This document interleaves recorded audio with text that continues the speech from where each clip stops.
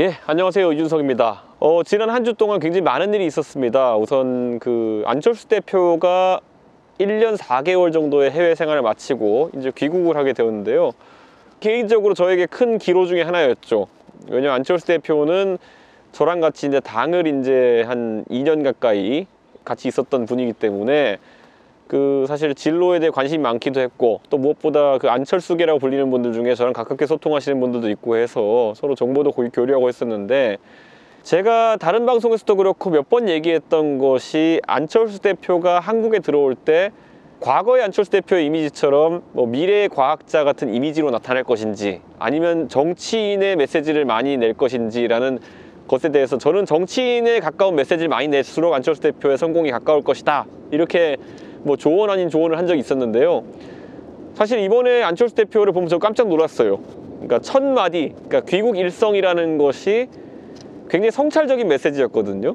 지금까지 제가 정치하면서 했던 것에 대해 반성을 한다는 취지로 언급하기도 했고, 그리고 또 상처를 준 분들한테 죄송하다는 취지로 이제 이야기를 했는데, 저는 굉장히 긍정적으로 봤습니다. 왜냐면 사실 지금까지 정치인들이 귀국 일성이나 이런 것들을 하면서 그런 모습을 보여준 경우가 드물었기 때문에 색다르게 느껴졌고, 절을 하고 이런 것도 저는 전혀 예측하지 못했었는데, 그 절에 대해서는 저는 좀 과한 것 같기도 하다는 생각이 들었지만은 굉장히 파격적인 어떤 그런 이벤트였던 건 맞는 것 같습니다. 그래서 저는 안철수 대표가 이제 한국에 왔으니 이번 총선에서도 변수들이 많이 생길 것이다, 이런 생각은 하고 있고요. 그런데 이제 안철수 대표가 첫 번째 행보를 가져갔던 것이 현충원 간 다음에, 그거야 당연히 귀국한 뒤에 할 수 있는 중견 정치인의 행보고, 그 다음에 사실 많은 분들이 안철수 대표가 호남으로 갈지 아니면 부산으로 갈지 이런 고민을 많이 했었는데, 호남을 먼저 가고 부산을 가겠다, 그러니까 5.18 국립묘지를 먼저 방문하겠다고 했던 것, 그건 안철수 대표가 기존에 본인이 갖고 있던 호남 지지층을 다시 한번 복구해보겠다는 의지로 받아들이는 그런 정치권 해석이 많고요. 제가 있는 이 도봉 운전면허 시험장이라는 곳이 노원구 상계동인데, 사실 안철수 대표와 저의 지역구이기도 한 곳인데, 이번에 불출마 선언을 하면서 지역구 선거에 뛰지 않고 비례대표 선거도 뛰지 않을 것으로 예측되는데, 그게 사실 큰 변수였죠. 많은 분들이 안철수 대표가 불출마 선언하면 이준석이 유리한 거 아니냐, 이렇게 예측하는 분도 있는데 꼭 그렇지도 않습니다. 왜냐하면 여기가 원래 보수의 무덤이라고 할 정도로 보수 정치인한테 어려운 곳이기 때문에, 사실 안철수 대표랑 붙는 것 이전에 보수 정치인에게는 제가 몇 번이나 우리 시청자분들한테 말씀드렸지만은 관악, 노원, 도봉, 금천, 중랑 이런 곳들은 험지 중에 험지입니다. 그래서 큰 변수는 아니고요. 어쨌든 이제 결국에는 중도 지형, 안철수 대표가 과거에는 호남 지지층과 그리고 정치에 대해서 아까 실망한 분들을 모아가지고 중도 지지층을 형성했던 그런 2016년의 선거 결과가 있었는데요. 이번에는 그것과 얼마나 다를지 한번 기대를 좀 해볼 수 있겠죠. 네. 그리고 또 안철수 대표의 귀국과 별개로 지난주에 큰 이벤트라고 한다면은 보수 대통합에 대해 가지고 이런저런 말들이 나오기 시작했어요. 실제로 보수 대통합이라는 것이 선거에 미치는 파괴력이라는 것은 상당할 겁니다.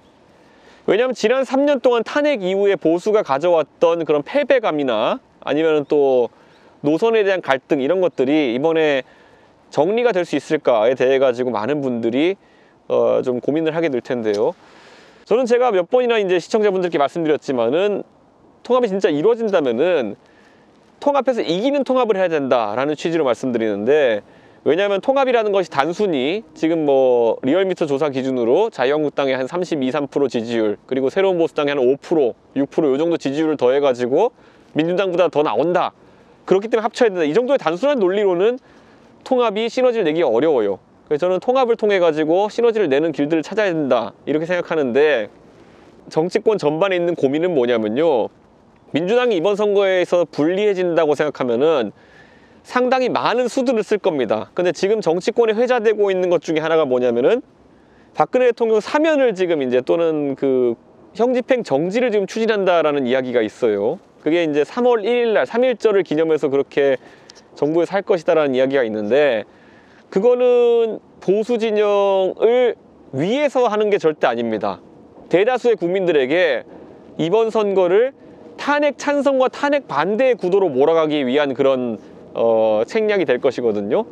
그래서 저는 만약에 3월 1일에 박근혜 대통령이 구속 상태에서 풀려나는 상황이 발생했을 때, 과연 통합이 되든 안 되든 보수가 거기에 현명하게 대처할 수 있을까에 대해 가지고 저는 굉장히 걱정하는 부분이 있습니다. 잘 생각해 보세요. 문재인 대통령과 민주당이 진짜 박근혜 대통령을 생각해 가지고 사면하고 또 아니면은 형집행정지 하겠어요? 절대 아닙니다. 선거 때문에 하는 겁니다. 선거 때 본인들에게 유리함을 가져다 주기 위해서 하는 것일 텐데, 보수 진영계에게는 여러 가지 분열의 지점을 낳을 수 있다, 이런 생각을 하는 겁니다. 그래서 저는 아마 그런 부분에 있어서 그 보수의 지도자들이 각자의 생각이 있을 것 같은데, 며칠 전에 언론에서 보셨을 겁니다. 유승민 의원이 그 새로운 보수당 경상북도당 창당대회에 가서 구미에 가가지고 박근혜 대통령에 대해 가지고 풀려나야 된다라는 취지로 이제 이야기를 했거든요. 근데 많은 분들이 지금까지 유승민 대표는 탄핵에 대해 찬성하는 입장 아니었나? 입장이 바뀐 건가? 이렇게 생각하는 게 있을 텐데요. 한번 짚어봐야 될 부분이 뭐냐면요. 유승민 의원이 2016년 말에 탄핵에 찬성을 하고 2017년에 이제 바른정당의 대선 후보가 되면서 탄핵 찬성의 입장을 계속 가져온 건 맞지만은, 바른정당 대선 후보 시절이었던 2017년 초에 어떤 입장을 공개적으로 밝힌 적이 있냐면요. 박근혜 대통령이 그 탄핵은 됐지만은 재판을 받는 과정은 불구속 상태로 받아야 된다는 입장을 공개적으로 밝혔어요. 그때 이제 탄핵에 대해 가지고 찬성 여론이 굉장히 높을 때였으니까 그 당시 대선에 나왔던 유승민 후보 입장에서는 굉장히 용기 있는 발언을 한 거죠. 박근혜 대통령이 탄핵됐지만은, 그러니까 어쨌든 본인의 혐의에 대해 재판을 받을 때는 구속 상태가 아니라 불구속 상태로 재판을 받아야지만 가장 방어권을 행사할 수 있고, 그 방어권을 행사한 상태에서 나오는 재판 결과에 국민들도 그렇고 박근혜 대통령도 승복할 것이다, 이렇게 이야기했거든요. 저는 그 말이 맞다고 생각해요. 그래서 그 당시에 저도 그 유승민 의원의 생각에 동조했었는데, 박근혜 대통령이 뭐 죄가 있으면은 재판이 끝나면 죄를 받을 것이고, 죄가 없으면 뭐 풀려나겠지만은 재판 과정은 우선 불구속으로 하는 게 어떻겠냐, 이런 것이었는데, 그 당시에 상당히 이제 문재인 대통령 후보는 그 당시에 박근혜 대통령의 구속이라는 것에 대해 가지고 뭐 민주당도 그렇고요, 강하게 이제 법대로 해야 된다, 이렇게 얘기했는데, 사실 대한민국의 사법의 큰 원칙이 증거인멸이나 도주가 우려되지 않는 상황에서는 불구속 재판을 해라라는 것이 하나의 원칙인데, 아니 굳이 따져보자면은 대한민국에서 박근혜 대통령 얼굴 모르는 사람 있습니까? 박근혜 대통령은 도주의 우려는 전혀 없어요. 박근혜 대통령 성격에 무슨 뭐 밀항을 할 것도 아니고, 예를 들어 배를 타고 해외로 나갈 수 있습니까? 아니면은 비행기를 타고 박근혜 대통령을 누가 못 알아봐가지고 몰래 빠져나갈 수 있습니까? 말이 안 되죠, 그거는. 그럼 증거인멸의 가능성이 있느냐 했는데, 그 당시에 여러 가지 증거라고 하는 것들이 예를 들어 뭐 대통령으로서 업무 지시를 하는 데 있어가지고 부당했던 것들이라든지 이런 것들을 지적하는 것인데, 대통령이 모든 통치행위 같은 경우에는 기록물로 남아 있어요. 전화 통화나 이런 것 다 기록으로 남아 있어요. 그걸 증거를 인멸할 수가 없습니다. 증거 인멸이라 함은 누가 이제 사람을 불러가지고 말 맞추고 없는 사실로 증언해라, 이렇게 얘기한다든지 있는 사실을 거꾸로 증언해라, 이런 사주를 하는 것에 해당하는 것인데, 지금 보면은 뭐 조국 장관 수사에서 드러난 몇몇 인물들 같은 경우에는 그런 행동을 하는 경우가 있어도, 박근혜 대통령이 일거수일투족이 이제 뭐 비밀스럽게 할 수가 없는 사람인데 그게 가능했겠느냐, 이런 지적 때문에라도 그 당시에는 불구속 수사를 주장하는 것이 논리적이었겠죠. 그러니까 저는 그 이번에 유승민 의원이 했던 어떤 그런 그 형집행 정지라든지 아니면 그 사면에 대한 이야기도 결국은 그런 논리를 기반으로 한 거예요. 보면은 박근혜 대통령이 결국에는 본인이 부당한 구속을 받았다 이렇게 생각하고 부당한 재판을 받는다 생각하니까 재판에서의 자기의 권리를 다 포기하잖아요. 그런 것보다는 본인의 권리를 최대한 활용할 수 있도록 하는 것이 옳다, 이런 이야기인데, 그 유승민 의원에게 만약에 거기서 기자가 나가가지고 다른 질문을 던졌다면, 탄핵에 대해서 찬성하십니까? 아니면 탄핵에 대해서 후회하십니까? 이렇게 물어봤으면은 그에 대해 가지고는 탄핵에 대해서는 그 당시에 정당성이 있었다고 생각한다 라고 답변을 또 했을 거예요. 그래서 이번에 보면 보수 통합의 기조나 이런 것 때문에 탄핵에 대한 유승민 의원의 생각이 바뀐 거 아니냐라는 그런 질문을 만약에 누가 한다면은, 바뀐 건 아니다. 예전부터 불구속 재판이나 이런 것에 대해 가지고는 2017년부터 유승민 의원이 오히려 자유한국당의 어느 누구도 말하지 않는 상황에서도 명확하게 이야기를 해왔다, 이렇게 보면 될 것 같습니다. 이번에 그리고 새로운 보수당이랑 결국에는 그 자유한국당이 당대당 통합을 할 수 있다고 판단해서 통합을 위한 협의체 구성에 이제 양당 간 협의체 구성에 동의를 했는데요. 저는 우선 황교안 대표가 큰 결단을 했다 이런 생각을 합니다. 예, 왜냐하면 황교안 대표 입장에서는 이번에 보면 본인이 보수 대통합이 되면은 당대표도 내려놓을 수 있다, 그래야 된다라는 식으로 표현했는데, 저는 그거는 사실 지금 보수 진영 전반에 필요한 것이 있다면은 지도자들끼리 내려놓는 자세를 보여주는 것인데, 애초에 유승민 의원이 이번에 그래서 본인이 새로운 보수당 만들면서 대표를 안 하겠다고 했어요. 근데 거기에 발맞춰가지고 황교안 대표가 당대표직을 내려놓고 오직 보수의 승리를 위해 가지고 간다는 그런 취지를 밝힌 것은 굉장히 긍정적으로 봅니다. 그러니까 앞으로 이제 뭐 그런 내려놓는 자세로 하나씩 이제 임하기 시작하면은 지금까지 있었던 많은 난관들이 풀릴 것이다 이렇게 보고요. 저는 김영호 전 국회의장이 이번에 공천관리위원장에 선임이 되셨는데, 물론 당대당 통합이 되면은 공천관리위원장이 뭐 다른 분으로 뭐 선임될 수 있는 가능성 이런 것도 있겠지만은, 뭐 새로운 보수당에 있는 인사 전반도 김영호 의장에 대해 가지고는 굉장히 긍정적인 평가를 하고 있습니다. 왜냐면 기본적으로 이게 중요해요. 공천관리위원장이 공천을 할 때 큰 판을 짜는 것인데 어떤 생각으로 공천판을 짜느냐가 굉장히 중요하거든요. 자, 그래서 잘 생각해 보시면은 17대 국회의원 선거 때 김문수 경기도지사가 공천관리위원장을 했어요. 지금의 뭐 김문수 지사 같은 경우에는 뭐 강성 보수 행보를 보이시기도 해가지고 평가가 엇갈릴 수도 있겠지만은, 그때 17대 국회의원 선거 당시에 김문수 지사는 굉장히 개혁적이고 무엇보다도 검소하고 굉장히 겸손한 인물로 알려져 있었고, 게다가 지역구가 부천이었어요. 부천 소사가 지역구였는데, 부천이 어떤 동네냐면요, 제가 여기 상계동 험지라 그랬잖아요.